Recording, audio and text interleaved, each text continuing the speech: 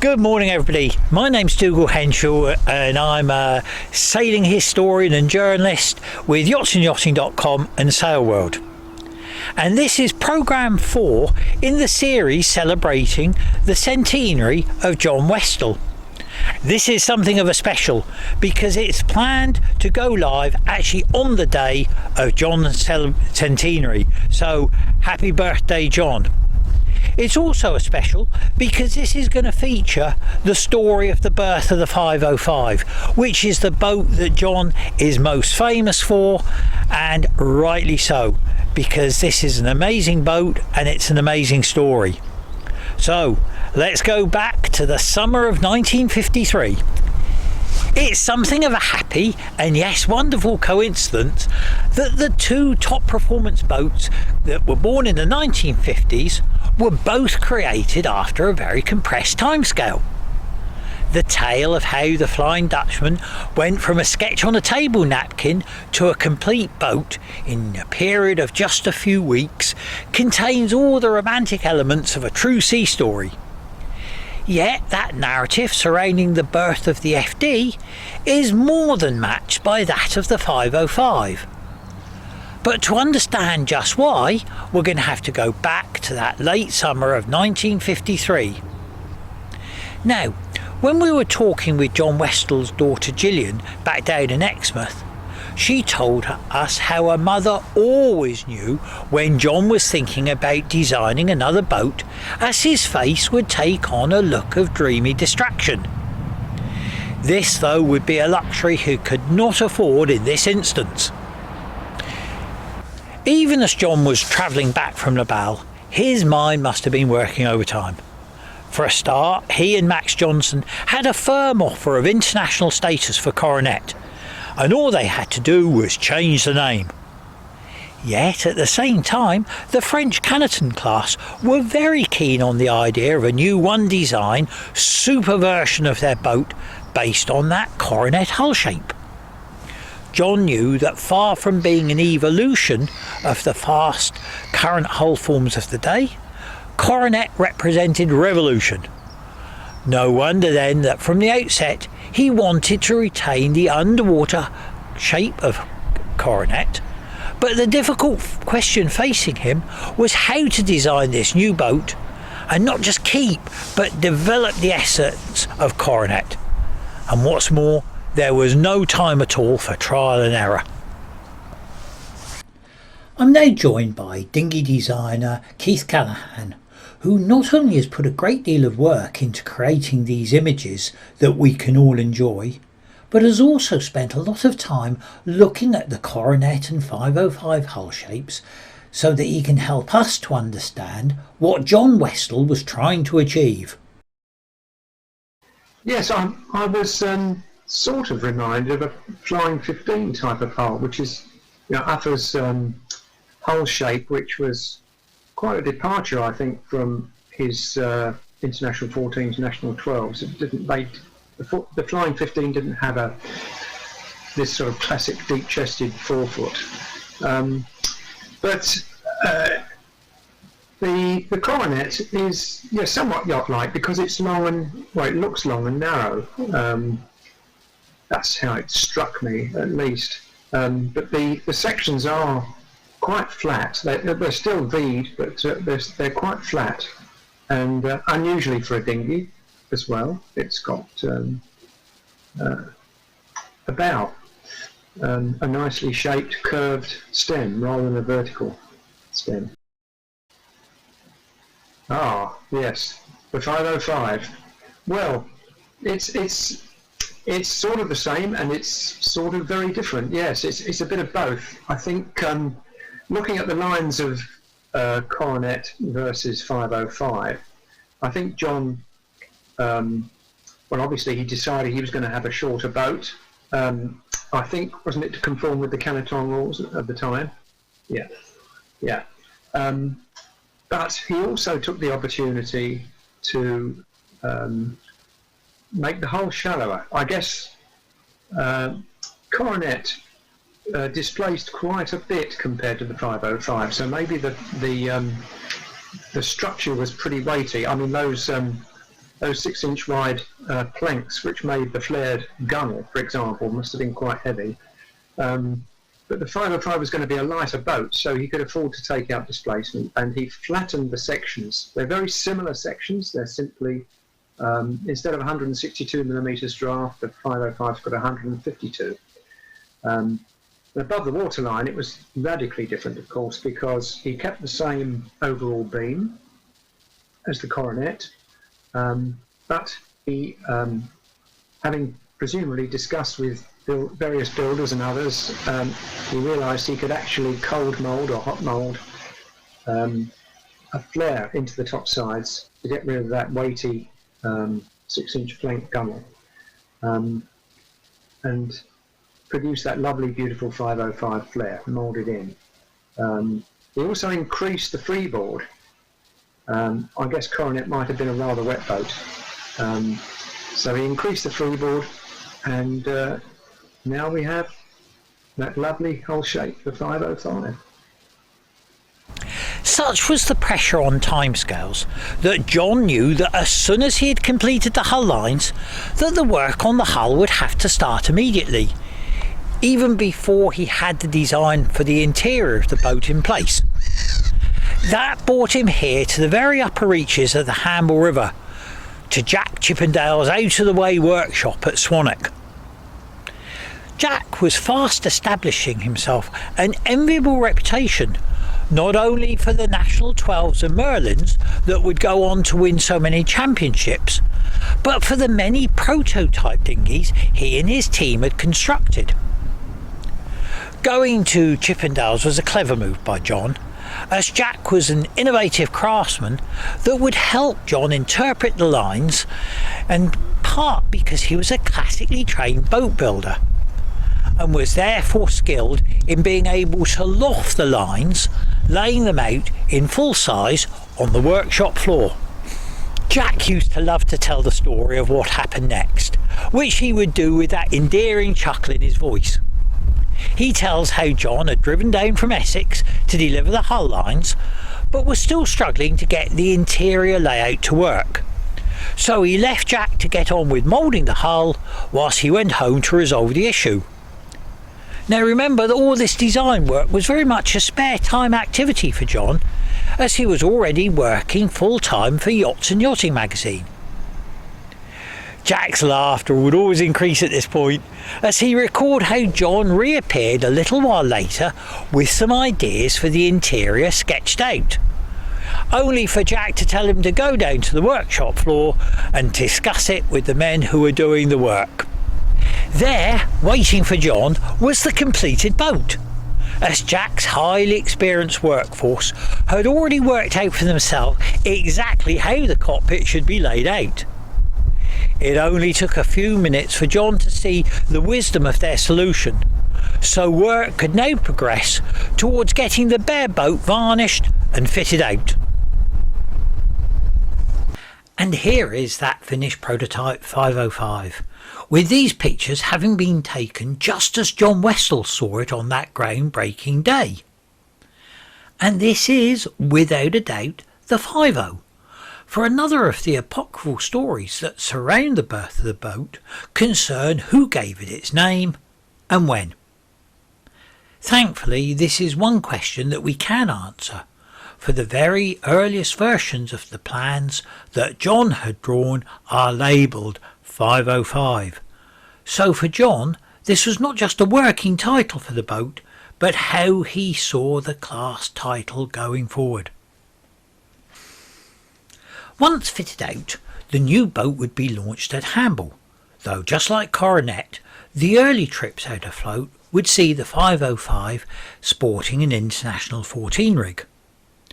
Late in the year would come the big day when Alain Setier could come across from Paris to spend a day out on the Solent sailing the boat, an event that was thankfully captured in this picture for a French sailing magazine. Alain would then return home to spread the news about this amazing new boat that was still called the Canetton Rapide, and in a story that is chock full of clever and insightful decisions, the Canetton class would create one more when they voted in late January 1954 to adopt the new boat. Building would start immediately, both in France and the UK, with the first boats being laid up in cold moulded wood. But this was far from easy, as Jack Chippendale now explains. 5.0s I gave up. There was no point in trying to build wooden 5.0s once you got glass boats. Yeah. Any other cold moulded boat, doddle to build. 505 is a bitch to build cold moulded because of the flare. Yeah. When you have a normal hull, all the cold moulding bits, the tighter you staple them down, the tighter the joint gets.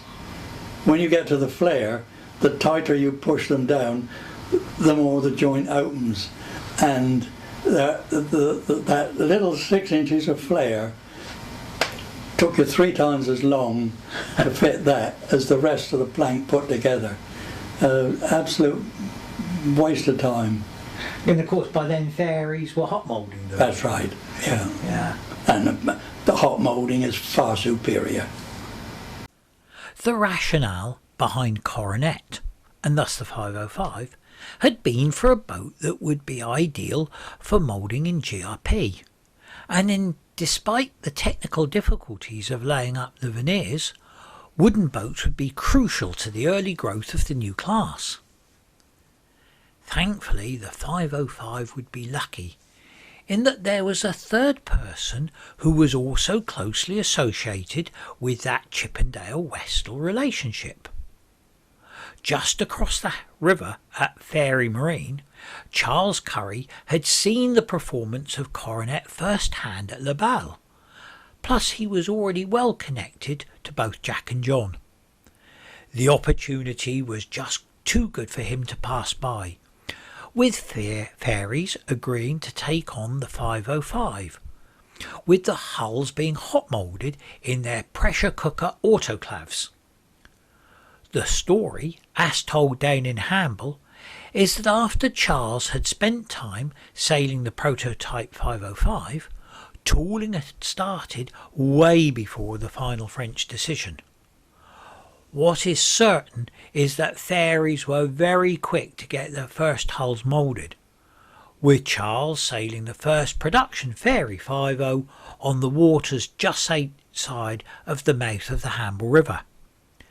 As these revealing pictures show, a Fairy jolly boat was used as a benchmark, as Charles, with John Westell crewing, put the new boat through its paces. Fairy Marine would not be the only boat builder to be busy getting started making 505s, as Arthur Fox's Medina works over at Cowes on the Isle of Wight were also requesting copies of plans, which John Westell would send out for 2 guineas a set post-free.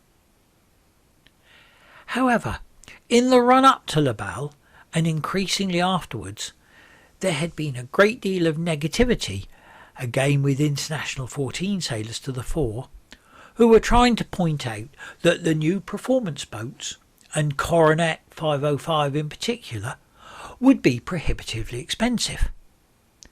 Yet the word coming out of the Medina boatyard was that a bare hull would be £64 and a complete boat a mere £227, and that £1,600 and £5,600 respectively in today's money. Meanwhile, over in France, at Moulins on the River Seine, just north of Paris, Alain Setier would race his own Thinko, the name the boat would soon be getting in France, against the established Canetton fleet. Using the Canetton sail number 1701, the Canetton Rapide, as the development was still being called, quickly showed off her paces against the rest of the Canettons, taking between 10 and 20 minutes in the hour out of their time. Alain Setier's comments when he came back ashore would help set the new boat on his way. "I am thrilled and delighted," he said.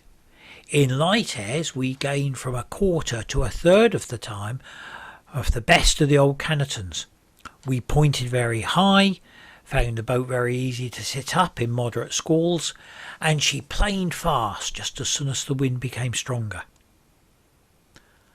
The decision was now taken to drop the Canton Rapide name and just stick with 505, with the class flag showing the joint parentage of the boat, with both the crown for the coronet and the Canton logo being featured. There was already strong interest in the 505 from abroad, with the Cove Sailing Club in Ireland agreeing to adopt the class, and with a further boost coming from a deal that Alain Setier had concluded with Fairy Marine for one complete boat and 25 hull shells to be exported to France for completion there. In the first season, the French confidently expected to have more than 50 boats afloat and sailing, with an equal level of growth in the UK.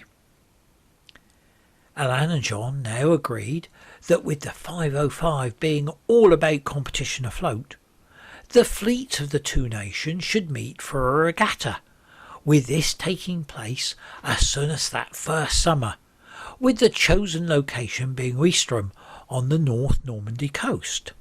For those that do not know the Normandy coastline, Ouistreham is a charming spot with a wide sandy beach, but with the rise of tide in this part of the English Channel, the access for the boats to the open water would be via a set of lock gates. Charles Curry would lead the visiting contingent, towing his 505 behind his Land Rover, but Max Johnson would head to France on his own keel as he cruised across the channel in his motor yacht with his 505 hoisted up into the stern cockpit. Setting the tone for all future 505 events that were to come, there was great interest ashore in the individual ways that the boats had been rigged, with there being plenty of time for looking at this and then talking 5-0s. In the words of today, there would also be lessons learned, with the French boats looking to be advancing faster in terms of rig development and tuning, with some of this being due to the presence of the top French helm Jacques Lebrun. Despite this, Team UK would end up victorious and would head for home, but only after hiding the bottles of Benedictine liqueur that they had been gifted, for the English customs would have levied high charges on that sort of refreshment. With the success of Ouistreham, the 505 was now well and truly launched onto the fast-growing international dinghy scene. Max Johnson would help the geographic spread of the class by gifting a boat to a friend in the US, and in a measure of how robust these early moulded wood hulls had been, that boat is still very much with us today, just one of a number of beautiful classic 505s that have been restored. For John Westell, it was now a case of job done. There's a saying in writing that a published book has no need for an author. In dinghy development terms, a successful one-design dinghy has little further need for its designer. Yet John would remain closely associated with the 505 class for many years to come, both as a helmsman but increasingly as a boat builder working in GRP. So, on the day that we celebrate the centenary of John Westell, this has been a detailed look at his most famous design, though there are so many others, and we will go on to see some of these in the next programme. Looking back nearly 70 years now, neither Max Johnson, nor John, nor any of the other players in this story could have known that they were creating history. But that is just what they're doing, and it has been an honour to tell that story today.